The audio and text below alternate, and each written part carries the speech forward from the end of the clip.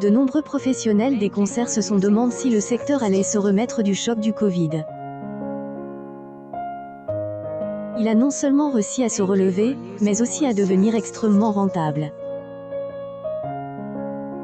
Les grandes tournées mondiales de 2022 ont généré 6,28 milliards de dollars, selon le site Specialized Pollstar. Un record. Ce chiffre inédit représente une hausse de 13,2 par rapport à 2019. À elle, époque, industrie du livre avait rapporté 5,5 milliards de dollars. Les spécialistes ont alors estimé qu'il faudrait des années avant que le secteur génère un tel chiffre d'affaires. En 2022 semble avoir défié tous leurs pronostics, grâce aux gigantesques tournées qu'ont organisé des artistes comme Bad Bunny et Elton John. Bad Bunny rapporte, à lui tout seul, 393,3 millions de dollars à industrie du livre. Une belle somme qu'il doit aux deux tournées qu'il a organisées cette année. La première, intitulée El Último Tour del Mundo, a eu lieu entre février et avril pour défendre les albums qu'il a sortis en 2020, HLQMDLG et El Último Tour del Mundo. Les 35 concerts de cette grande tournée mondiale ont attiré 574 000 fans et ont généré 113 millions de dollars, après Pollstar. Ambassadeur portoricain du Latin Trap S, est ensuite lancé le mois de mai dans une tournée nord-américaine, cette fois autour de son dernier projet musical, Un Verano Sentier. World Hottest Tour S est achevé le 10 décembre à Mexico, après être passé par Lima, Bogota et Guatemala. Pollstar estime qu'elle aurait rapporté 269 millions de dollars, même si le site Specialized a établi ses classements de fin d'année, en avant qu'elle soit finie. 3 millions de billets de concert pour Ed Sheeran de son côté, Elton John a généré 274 millions de dollars en 2022 grâce à sa gigantesque tournée Adieu, Farewell Yellow Brick Road. Cela fait maintenant 4 ans que le chanteur et pianiste britannique donne des concerts aux 4 coins du monde.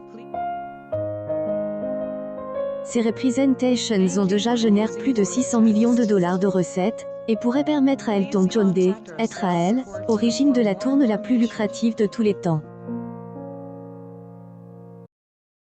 Actuel détenteur du titre est autre que Ed Sheeran avec The Divide Tour. Et Harry Styles occupent respectivement les 3e et 4e places du classement de Pollstar concernant les artistes dont les tournées étaient les plus rentables en 2020. Interprète de Shape of You uniquement génère 251 millions de dollars de recettes avec la branche européenne de son Axe Tour. Toutefois le seul artiste à avoir dépassé le seuil symbolique des 3 millions de billets de concert vendus. Distinction qu'il doit à leur prix modeste, compté, en moyenne, 82,45 $ pour une place, contre 188,15 $ pour Bad Bunny et 160,71 $ pour Elton John. Harry Styles a, lui, vendu plus de 638 000 billets de concert pour sa tournée, Love on Tour. Ajoute les 276 852 places écoulées pour sa mini-résidence au Madison Square Garden, à New York. Auteur de Watermelon Sugar y a donné 10 representations consécutives entre fin août et fin septembre, ce qui a généré 63 millions de dollars de recettes. C'est le montant le plus élevé de Anne pour une seule et même salle de concert, après Pollstar. Swiftie contre Ticketmaster en 2022 arrête memorable pour elle, industrie du livre, il y a fort à parier que celle qui suit le sera tout autant. De nombreux grands noms de la musique donneront des concerts aux 4 coins du monde en 2023, dont Billie Eilish, Bruce Springsteen et Blackpink. La tournée mondiale la plus attendue, et la plus polémique, est celle de Taylor Swift.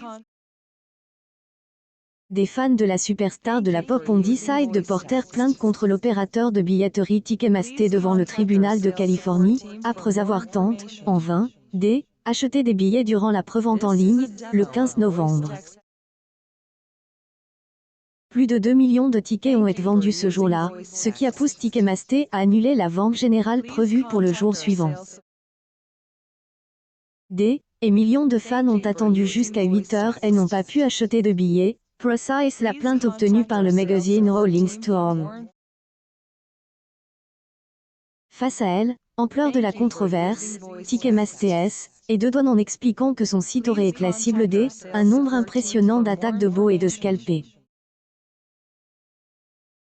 L'explication peine à convaincre et à pousse certains juges et politiques américains à monter au créneau en encourageant les fans penalized à poursuivre opérateurs de billetterie en justice.